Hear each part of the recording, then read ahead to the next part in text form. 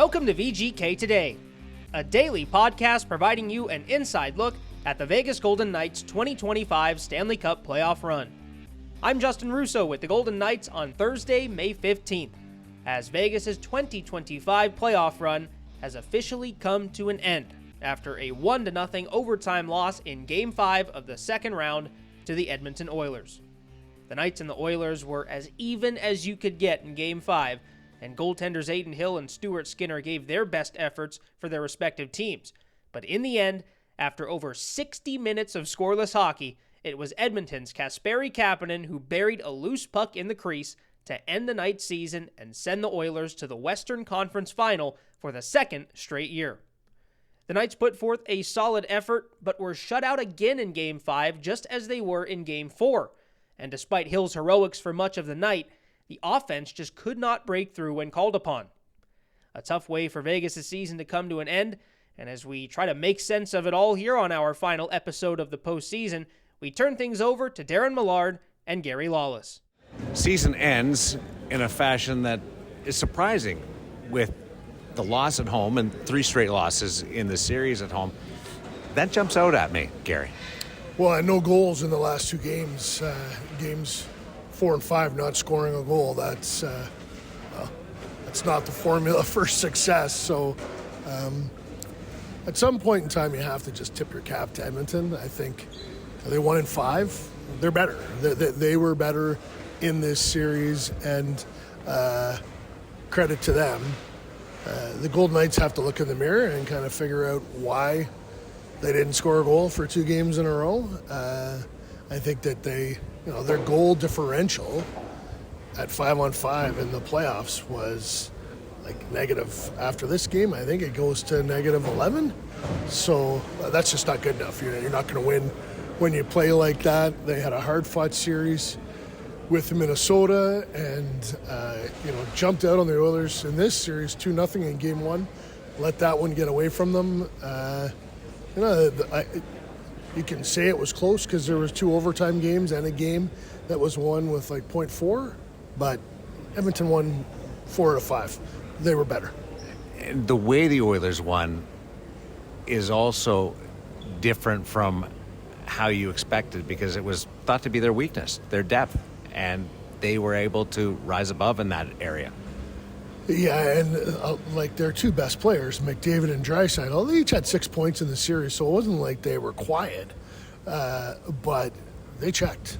They made a choice to, after Game 3, after they lost, Chris Knoblauch made a major adjustment and said, I'm going to split up Connor and Leon, and one of those guys is going to spend the night staying above Jack Eichel. And, Jack had a bunch of assists in the playoffs, just one. I think he finishes with 10 points, one goal and 9 assists, and he's the offensive catalyst for Vegas. He was good, but the people around him, not good enough. And then you can just go down the list. Kapanen scores tonight, Henrique 2 the other night. They got good production from Evander Kane, Matthias Janmark. There's no list like that from Vegas. They had a little bit of that in the first round. In the second round, a bunch of guys just went completely cold. Can you take any type of positive from what just occurred, or losing in 5 and being in that situation, it's tough to take? I don't think there's a positive to take from this. I think that the Golden Knights are an organization that's built to win Stanley Cups. And last year they lost in the first round, and there was a bunch of injuries. This year they had an opportunity to get healthy. They had a really good regular season. They had just about everybody in the lineup for opening night. Guys, they lost Saad and Stone along the way here. Dorofeev missed some games, and he never really recovered. But right now, Bruce Cassidy said this morning, it's not going to change. Vegas and Edmonton are going to be facing each other to get out of the Pacific for the next little while. I would expect Kelly McCrimmon to look at his roster and say, "Okay, we got to get a little better." I'm not talking about wholesale changes or restructuring, but there'll be areas where they'll look at it and they'll go, "Okay, we weren't good enough here. Let's go address it." And no one better in the NHL to address it than Kelly McCrimmon. Gary, thanks for your time. Appreciate it. All right, thanks, Daren. Justin, back to you. Well, you figure changes are coming this offseason for Vegas, as they do for any team that falls short of winning the Stanley Cup, and we'll see how the Knights can improve over the summer to get over the hump again next year. And as Gary alluded to and touched on by Bruce Cassidy in between games 4 and 5, this is an Oilers team that you expect to be around for a little while. So changes for the Golden Knights coming not only to get over the hump in general and get past the second round, but to get by this Oilers team who you figure in some way will be in their path. Let's shift gears now to some post-game reaction from the Knights locker room, and we'll start with the top from head coach Bruce Cassidy. Over 120 minutes without a goal. Just what did they do so well defensively to just prevent you guys from putting any pucks in the net? Discipline. We only had one power play that can usually get you going. Listen, both teams checked well. Not easy to get to the front of the net.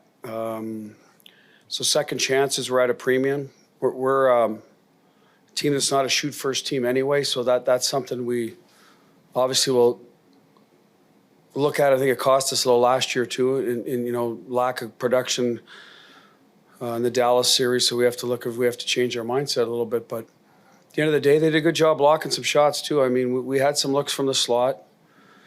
I thought for the most part, they had a couple of, they had a breakaway by Draisaitl where they kind of created turnover at our blue line. But in general, listen, I liked our game. I thought we competed hard physically. We wanted to win puck battles. We wanted to take care of the puck. We knew we couldn't give up any easy goals. That's going to take away some of your offensive risk part. But, it's getting inside, getting second chances. It was tough for both teams, and they got one at the end. And that's it. That's a slot battle, right? It usually comes down to who wins that. They won it in game 4 for sure early in the game, and they won it late in the game tonight. When you look back at these 5 games, is there a defining moment where you're going to look back and say that's really where Edmonton took control of the series? Well, game 4, they were clearly better than us, but I don't think there was. I think game 1, it was 2-2 with 3 minutes to go. They had a better second period. We were in the lead in the first. I would say the overtime game in game 3, we killed that 5-minute major. We had to find a way to win that game. Game 2, right? Game 2, sorry. Anyway, we need to leave here with a split. We need to find a way to win it. We thought we'd go on the power play. It's my only beef with, the thing is there was a call there that was missed that could have given us the opportunity. But at the end of the day, we got to find a way to get the goal anyway. Doesn't matter. You just think after you kill 5, you might get your turn, but it didn't work out that way. But we needed to get the goal that game and then get it back to square and go back to Edmonton. And it's a 3 out of 5. They have home ice. You can manage that. It's what happened against Minnesota. It happens a lot throughout the league. That was the game that we needed. So we made it more difficult on ourselves. Now, we did get game 3. Game 4, that was our opportunity to make up for the game 2 miss, and we did not come ready as they were by far. They were, early on they were on our toes. We weren't, so we lost that opportunity. So that's where I would say game 2 would have been. We need to find a way to win that one. I don't know if you can lose 2 games in overtime in a series, and so that's when we had to even out. Sean and Paul. Bruce, you just said, you liked your game tonight and a couple other games in this series. How hard is it? You've been at playoff hockey for a long time to just kind of accept that sometimes your best isn't good enough. Yeah, well, I wouldn't say we were, it was our best through the series. So that's where I'm going to walk away and say, what could I have done better to get the best out of this group? That's on me, right? So, but today the response was excellent physically. So I'm super proud of the guys, the way they came out. They were committed to playing the right way. They wanted to win. This was not being prepared. And I thought we had pockets of really good hockey. It's a good hockey team over there. Like, don't forget, there's no entitlement for it. We're just going to win, right? So they're a hungry team. I don't care what the standings were at the end of the year. They had, some tough stretches probably with injuries where they lost some opportunities for points. So I thought it's 2 pretty evenly matched teams. They found a way to be better than us in certain areas. So to your question, yeah, sometimes you got to walk away and say, we didn't blow it. We needed to be better in certain parts of the game. I'd said game 2, game 1 in the second period, and build off the first period. Game 4 to the start, put out some fires, limit the damage. hey, you fall behind, but, it doesn't have to be 2-3 nothing. So I'll look back and say there were pockets of the game we needed to be better. Tonight, like I said, I thought as the game went on, we looked better and better, and I thought, hey, we're going to get this one tonight. We just need a break, get the first goal, but it never happened. Hi, Bruce. Up until the very end, you mentioned that you loved your game and your compete level. Up until the end, to give the goal when they scrambled, is that kind of indicative of how this series went, where it's like you do everything at the end there and, trying to get that puck out of the net? Well, they were, I said, the slot battle, they were better than us. So that's a big part of the game, huge part of the game. It's one of our strengths, right? But I can't run from it and say, they scored outwilling us at the front of the net. We weren't able to do the same at the other end. It looked like a couple times Hurdle had one, I think Howie backdoor, like we were going to get that net front goal, but it didn't happen. I would say in overtime, like even the play leading up to them getting in the zone, we had an opportunity to transition. We didn't execute. So at our blue line, they get a chance to push back. They enter the zone with numbers. They make the play low to high and get to the net. So that's where we needed better in the overtime. I don't think we were as clean coming through the neutral zone, and it's similar to a second period. You're chasing then. So that would be my one beef. Execution in overtime where we could have maybe got some attack opportunities and get that fortunate goal. Didn't do it. Bruce Cassidy giving credit to the Edmonton Oilers for the way that they played in this series, but also acknowledging a bit that the Knights did have good stretches of hockey. They had good games in this series, but just couldn't execute to the fullest extent when it came time to do so. And you look at Game 5 as an example of that. Knights had a pretty good game. They had their chances, but when they needed that one play in Game 5, late or in overtime, they just couldn't find it. So a disappointing series overall for the Knights, who lose in 5 to Edmonton, and a very good Oilers team now awaits the winner of the Dallas Stars and the Winnipeg Jets in the Western Conference Final. Let's switch over to a player's perspective now and get post-game reaction from a couple of veterans in the Golden Knights locker room. So here's what Alex Pietrangelo and William Karlsson had to say after Game 5. You look at it from a bird's eye view, what areas do you feel made the difference in the series? I didn't start the way we wanted to. Just getting down first couple of games, always tough to come from behind. So definitely was a point of emphasis tonight going into that game. It's never easy just to have a season end, but just knowing the potential of this group as division champs and what your goals were, why does that make it even tougher? Yeah, I mean, anytime you have a good team, you just feel like you didn't, really finish what you set out to do. We got a hell of a team, hell of a locker room. It's disappointing. I mean, it's a hard league to win, and we know that. We knew that going in. So yeah, it's just disappointing. No goals, final 2 games. Just what did they do to just stifle you guys? I mean, we had chances. We just couldn't really capitalize. I don't know. It's more on us than probably them. Goes down as a 4-1 series. Does it feel like it was a lot closer than that? Yeah. I mean, like we maybe get a call in that one game on Navi, and, maybe we're on the 5-minute power play too. We get a chance, but it's easy to look at that. You can look at it 10 different ways. We still have to get the job done. We have to get the job done. So you can always say what if. It's just, like I said, it's just disappointing. Was there any way you weren't playing tonight? No, I was playing no matter what. How would you describe this group in totality? I know it's still fresh, obviously just minutes from the season ending, but how do you describe this group? I just said it 5 times, disappointing. I mean, it's, been around a long time. I think it's always kind of, you got to take a couple days and get away, and then you kind of sit back and kind of reassess things. That's always the best way to do it. Right now, it's like I said, it's tough to look back in the immediate things. You're just disappointed. You had the most home wins in franchise history in the regular season, but 0-3 this series at home.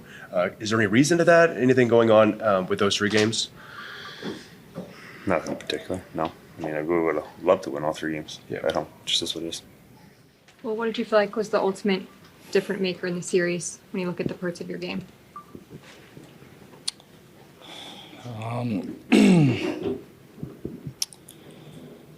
Yeah, I mean, fortunately, we lost too many close games. I think that was the difference. We don't score the last two games, so that's the difference. Offensively, what do you feel the biggest issue was the last 2 games for you guys? Just in terms of I think just getting it past their defender. I think they did a really good job of blocking shots and being in the way of the shots. And then, their keeper made the saves also. So kudos to them. Anytime you're eliminated, it's tough, but just knowing the potential that this group had for a long run, how does that make it feel a little tougher right now? Yeah, I mean, every year you don't win, this feels like a year wasted. I believed in this team, and we got knocked out. So now just, I don't know. Hopefully in a few days, I'll just keep looking forward to next year. How tough was it not having your captain out there with you tonight? Yeah, tough. Obviously, he's a hell of a player and leader, and we missed him, of course. You guys have one of the best home ice advantages in the NHL in the regular season, and 0-3 in this series. Did you start to maybe lose that sense of home ice advantage in this one? No, I don't think so. We were all excited to play here at home, but unfortunately we lost. 2 of those 3 games we played really well, but they come out with the win. So that's hockey, and they did a good job. So. What does that say about the team until the very end? They're throwing bodies just to try and keep that puck out of the net. What does that say about the team at the very end there? Yeah, desperation. We wanted to win, and we really tried to win. I think that shows. Unfortunately, they scored. It obviously wasn't the offensive outing any of you guys wanted, but Aiden Hill had quite a night and shut out there till the end, a regulation shutout at least. What does his play mean to you? He gave us a chance to win tonight, so I'm bummed that we just couldn't score one. So he had a hell of a game, and like I said, he really gave us a chance. Well, obvious frustration from those two as they felt there was more in store for this group and a potential for a deeper postseason run. But hey, stick taps to the Oilers for the way they played in this series, and now it's on Vegas to regroup over the summer and get ready for another run next season. As mentioned, with the Golden Knights playoff run coming to a close, this will be our last episode of VGK Today for the postseason. So it's time to hand out some thanks to those who have helped along the way, both during this playoff run and for all of our episodes throughout the regular season. First of all, a thank you to all of those on our VGK broadcast team who worked so hard to get us interviews and content all year long. It's a long list, but going down the line, we'll start from top to bottom. A thank you to Dave Gosher, Shane Knighty, Ashley Weiss, Dan Duva, Gary Lawless, Daren Millard, and Brian McCormick. Thank you as well to Nate Ewell for once again entrusting me to handle this show and bring it to you all throughout the year. It is such a fun time to put these together and allow you all to follow along and be entertained and informed by all the great people that we have here with the Golden Knights, and it is so much fun to bring it to you every single week in the regular season and every single day in the postseason. A thank you as well to Garrett Calloway and India Shea on the PR side of things for all their work behind the scenes, helping corral guests and players to schedule interviews throughout the season that we can get and then bring to you. Gordon Weigers deserves a shout out as well. You just heard from him a couple of days ago on this podcast, but really a thank you to him for all the help, especially during our Four Nations coverage where we had an abundance of content to work with because of the work that he did to put together that schedule covering the tournament.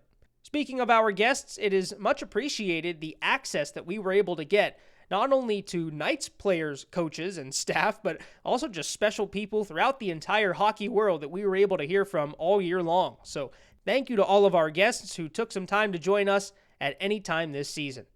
And last and most importantly, thank you to all of our listeners, all of you out there who tagged along all season long. I hope you've enjoyed the ride, whether you've been here since October or you just hopped on the train for the postseason.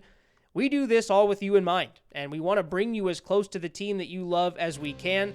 We hope we've been successful in that endeavor, and we again thank you for tuning in this season, and we can't wait to connect again in the fall. So for one final time in the 2024-25 season, we will wrap up today's show. Until next time, Justin Russo signing off for VGK Today.